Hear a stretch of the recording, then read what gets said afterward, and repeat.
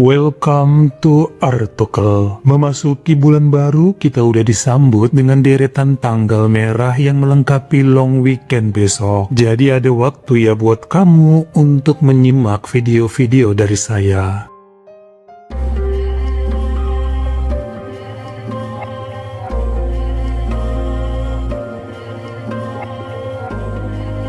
Pertengahan September tahun 2003 di komplek rumah susun bersubsidi bernama Drew Hamilton Houses yang berada di Harlem, New York, Amerika, Tina Johnson berusia 33 baru saja pulang dari tempat kerjanya di minimarket sekaligus membawa barang-barang grosir untuk kebutuhan hidupnya. Dia naik melalui lift lalu berjalan dalam koridor sempit di lantai 5 di mana temboknya terbuat dari keramik dan pintu baja tebal menjadi pemandangan sepanjang menuju ke unitnya. Tempat tinggal Tina bernomor 5G yang berada di samping unit 5E, sementara 5F ada di seberangnya. Saat sedang membuka kunci pintu, ternampak olehnya sang tetangga yang merupakan penghuni apartemen sebelah di 5E, yaitu pria berusia 31 tahun bernama Antoine Yates yang menunjukkan mimik wajah judes. Tina menundukkan kepala sembari buru-buru memutar kunci sampai berhasil membuka pintu dan masuk ke dalam rumahnya. Rasanya lega sebab dia takut pada Antoine karena sekitar 2 minggu lalu ada selek dengan lelaki tersebut. Saya ceritakan sedikit dulu ya mengenai Tina Johnson yang sebelumnya tinggal di Carson City, Nevada bersama mantan suaminya. Sang suami dulu suka KDRT dan Tina juga 11-12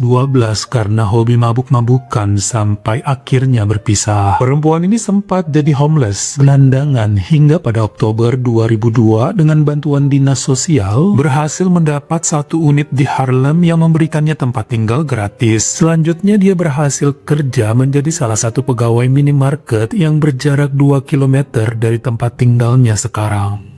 Lalu kira-kira apa masalahnya dengan Bapak Antoine yang berada di samping unit apartemennya? Nah, lelaki ini bekerja paruh waktu sebagai supir taksi dan cukup ramah pada siapapun serta suka membantu penghuni lainnya sampai ke lantai 11, termasuk kepada Tina yang biasa disapa kalau ketemu di jalan atau saat sama-sama berada di koridor rumah susun. Namun 8 bulan terakhir ini setiap melewati pintu rumah Antoine, entah mengapa Tina merasa ada bau aneh yang menyengat seperti daging busuk serta bau pesing pipis. Perempuan itu termasuk pendatang baru di situ, masih setahunan, sedangkan Antoine sudah lebih dari 7 tahun dan termasuk yang paling senior di sana. Makanya unit lelaki tersebut merupakan rumah susun atau flat dengan 5 kamar tidur yang cukup luas dekat lift. Sementara tempat Tina hanyalah memiliki 1 kamar tidur. Selain ada aroma bau menyengat setiap melewati pintu 5E milik Antoine, di beberapa waktu seperti malam atau pagi buta sering juga terdengar suara gedebak-gedebuk, bahkan ada jeritan seperti anak kecil dengan lengkingan tinggi yang bikin Tina penasaran. Setahu dia, sang tetangga cuma tinggal sendirian dan gak pernah terlihat membawa tamu, makanya mulai curiga ada yang gak beres di dalam unit Antoine.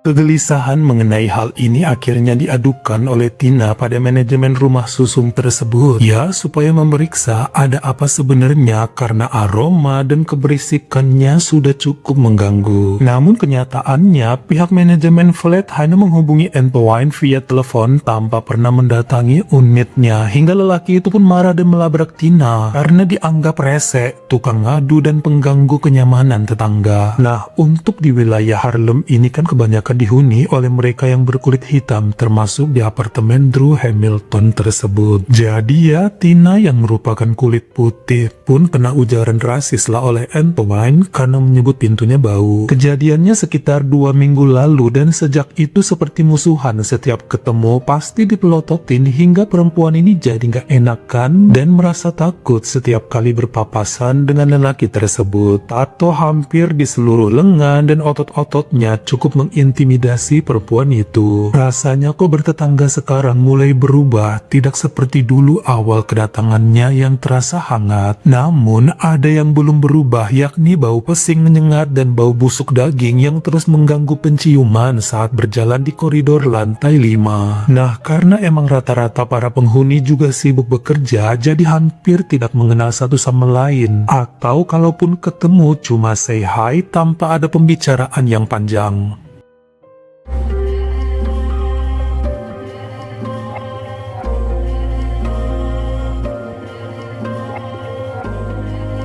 Pada Senin malam tanggal 29 September 2003 saat sudah berada di atas ranjang, Tina kembali mendengar suara lengkingan seperti anak kecil. Dia tempelkan telinganya ke tembok kamar, siapa tahu bisa mendengar lebih jelas. Sekarang yang masuk dalam pikirannya bahwa itu bukan suara lengkingan bayi seperti yang dipikirkan, namun lebih ke suara kucing yang sedang kesakitan atau menderita. Beberapa saat kemudian ketika hendak menutup mata, mendadak ada suara dentuman seperti hari-hari sebelumnya, seperti ada lemari atau sofa yang dijungkir balik atau jatuh menghantam lantai. Entah apa yang ada di dalam sana, namun satu hal yang pasti bahwa Antoine tidak mungkin sendirian dalam apartemennya. Bisa aja dia menculik atau menyekap seseorang yang sedang berjuang buat membebaskan diri, namun sulit untuk membuktikan. Uniknya, kenapa terkesan cuma Tina sendiri yang merasakan keanehan di apartemen nomor 5E tersebut? Karena kan jika ada penghuni lain yang protes pasti bakalan ketahuan sebab Antoine bawel langsung main labrak. Sementara di pikiran lain Tina, kemungkinan ada monster atau alien kali ya yang dipelihara sama tetangganya ini, karena nggak pernah sekalipun melihat lelaki tersebut membawa tamu. Emang beberapa kali terdengar Antoine berteriak, namun nggak ada manusia sebagai lawan bicaranya, yang bisa aja dia sedang ngobrol dengan orang melalui telepon sambil menjerit. 2 hari kemudian, pada Rabu pagi tanggal 1 Oktober 2003 saat akan berangkat kerja, Tina menuju lobi apartemen untuk memeriksa kotak suratnya. Dia bertegur sapa dengan seorang perempuan yang memperkenalkan diri bernama Joyce yang menempati unit nomor 4E, yakni berada tepat di bawah apartemen Antoine. Nah, Joyce ini bercerita pada Tina bahwa plafonnya sudah mulai rusak karena rembesan air dari unit di atasnya dan berbau pesing seperti pipis manusia atau hewan. Dia sudah lapor kepada manajemen, namun nampaknya mereka sangat lambat karena bangunan bersubsidi kali ya, bahkan sebagian besar penghuninya tinggal di situ secara gratis. Dampaknya ya pelayanannya pun cukup buruk dirasa. Selanjutnya Joyce ini cerita bahwa hampir tiap malam selama 2 minggu terakhir terdengar suara rintihan seorang pria seperti kesakitan, diikuti teriakan hewan seperti jeritan monyet ataupun kucing. Akhirnya Tina berani bersuara bahwa apa yang dialaminya pun serupa. Bahkan koridor di lantai 5 bukan hanya terdengar berisik, namun aroma daging busuk serta bau pesing hampir membuatnya muntah tiap kali melewati pintu kamar 5E, dan sudah pernah melapor namun tidak ada tanggapan apa-apa. Yang ada manajemen langsung ngadu kepada pemilik 5E dan Tina malah dikonfrontasi secara kasar oleh bapak Antoine tersebut. Makanya kemudian kedua wanita ini berniat akan mengadukan langsung pada pihak keamanan supaya ngebantu memeriksa, namun tanggapan mereka ya cuma nanti-nanti aja. Malam harinya ketika baru pulang dari kerja, Tina melihat Antoine baru sampai juga di apartemen sembari mengangkat beberapa karung berat yang dari kejauhan nampak berisi daging ayam yang dipotong tanpa dibersihkan bulu-bulunya. Pria itu sempat menumpahkan isi karung sebelum masuk lift dan Tina sengaja nunggu supaya Antoine naik duluan sebab nggak mau barengan dalam lift, takut diapa-apain.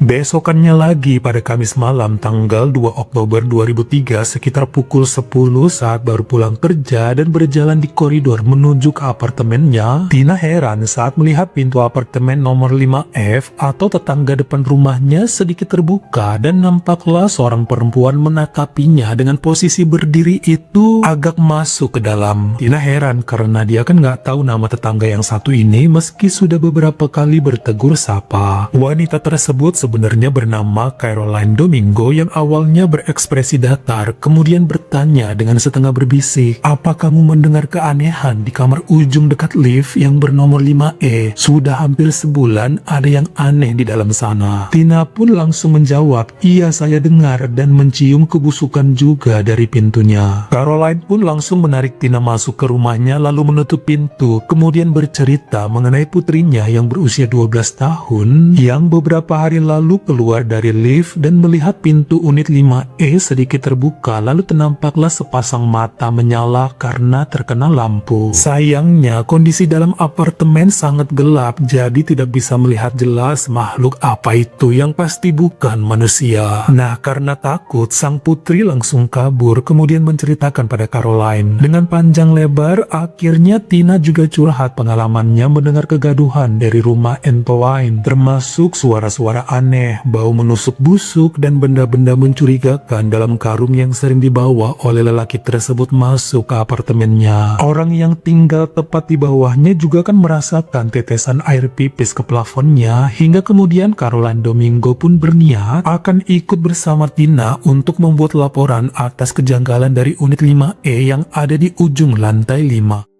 Besokan sorenya pada Jumat sekitar pukul 4 di tanggal 3 Oktober 2003, Tina terkaget saat melihat Bapak Antoine dipapa oleh dua orang petugas dari rumah sakit di lobi apartemen, lalu menuju ke sebuah ambulans yang sudah menunggu di halaman depan. Lelaki itu nampak mendekapkan kedua tangannya ke dada depan sembari meringis kesakitan. Ada darah mengalir pada lengan dan goresan dekat lehernya seperti habis diserang oleh makhluk berkuku dan bertaring tajam.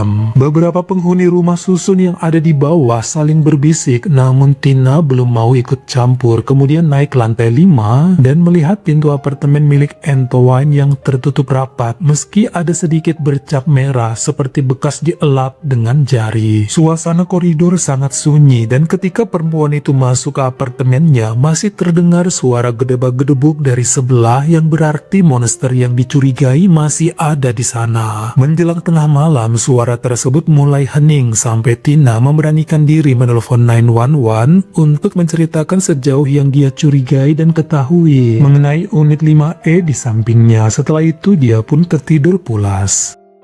Besokan siangnya pada Sabtu tanggal 4 Oktober 2003 adalah hari off, namun Tina ada urusan sembari belanja kebutuhan dapurnya. Dia balik ke apartemen sekitar pukul 1 siang, di mana ada hal membuatnya kaget karena di halaman depan dan parkiran Drew Hamilton Houses tempatnya tinggal, ada banyak orang berkerumun dan beberapa mobil polisi serta damkar juga berkumpul. Semua memandang ke atas, tepatnya ke bagian luar gedung di lantai 5, di mana beberapa petugas polisi turun dengan tali dari level atas menuju ke jendela milik apartemen 5E, yakni rumahnya Bapak Antoine, sambil memegang senpi berukuran panjang. Tina cukup was-was namun penasaran tanpa berkedip melihat aksi para petugas, sampai kemudian terdengar suara letusan yang tidak terlalu kuat berasal dari dalam apartemen, hingga pecahan kaca pun mulai berterbangan ke udara diikuti pecahnya jendela di unit 5E tersebut. Dengan cekatan, si petugas yang memegang senpi tadi melepas peluru ke arah dalam, dan beberapa petugas lain sudah masuk melalui pintu depan diikuti polisi lainnya menyerbu dari jendela sisi lain. Mereka membawa terpal besar yang dalam beberapa menit kemudian semua petugas sudah turun dan keluar dari apartemen. Tina terkaget dengan makhluk yang digotong menggunakan terpal tersebut, yakni seekor harimau besar dengan berat 190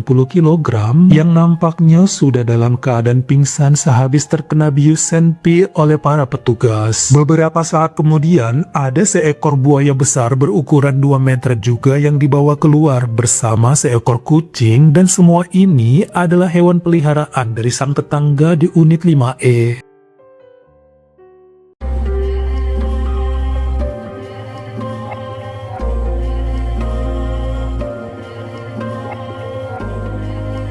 Antoine Yates adalah seorang pecinta hewan yang lumayan ekstrim semenjak lama. Dia sudah menghuni apartemen Drew Hamilton semenjak tahun 95 dan mendapat unit yang cukup luas dengan 5 kamar tidur. Dia suka memelihara kelinci, monyet, iguana sampai buaya yang awalnya masih kecil kemudian makin bertumbuh besar. Pada bulan April 2000, Antoine berhasil membeli harimau jenis Siberian Bengal yang kemudian diberi nama Ming ketika hewan tersebut masih berusia 8 minggu dari Taman Hewan Racine di Minnesota. Menurut keterangan, memang itu legal karena Antoine berbohong dengan mengaku punya tempat pemeliharaan yang memadai untuk binatang tersebut. Nyatanya, dia membuat hutan ala-ala dalam apartemennya lalu mengasuh Ming sebagaimana anak sendiri dengan memberi susu dan daging ayam mentah sampai harimau tersebut menjadi semakin besar dan berusia 3,5 tahun saat kejadian ini berlangsung.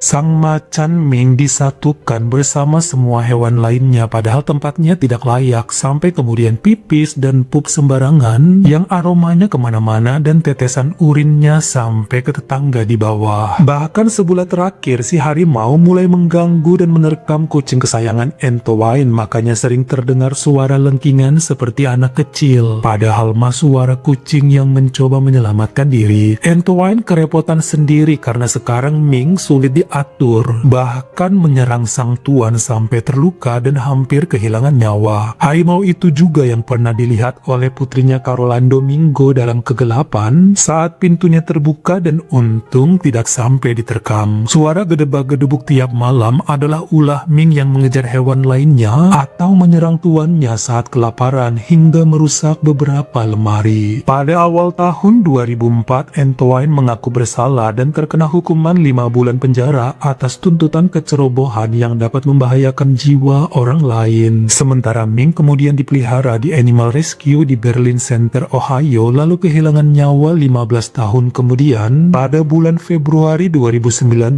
ketika berusia hampir 19 tahun. Bagaimana menurut kamu? Apa peliharaan yang paling gak masuk akal nih yang pernah kalian pelihara sendiri? Silahkan komen di bawah. Kalau kamu suka sama video ini, jangan lupa klik like serta tombol share-nya. Buat yang baru pertama kali mampir, atau udah sering mampir nih tapi belum berlangganan, jangan lupa klik dulu tombol subscribe, dan juga dinyalain notifikasinya, supaya lain kali kalau misalnya saya upload video baru, kamu jadi orang pertama yang tahu. Follow juga Instagram saya jika berkenan di Artokels S-nya 2, dan jangan lupa untuk nontonin semua video saya yang lainnya. Ingat ya, tetap jaga jari dan juga lidah kita supaya nggak nyakitin hati orang lain. Terima kasih.